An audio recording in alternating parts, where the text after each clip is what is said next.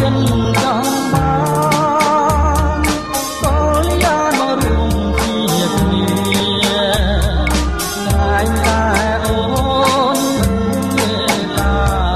មិនព្រមតែហារូបបងហើយហើយតែរយធម្មតាពេលណានួនណខ្ញុំគិតអី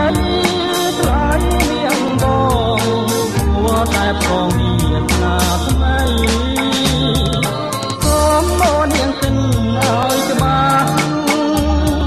ប្រហោនៅគុំខ្លាំងណាស់ស្រីនឹងជើចាស់គុំខ្លាំងជ័យចិត្តព្រៃគុំខ្លាំងថ្មីបា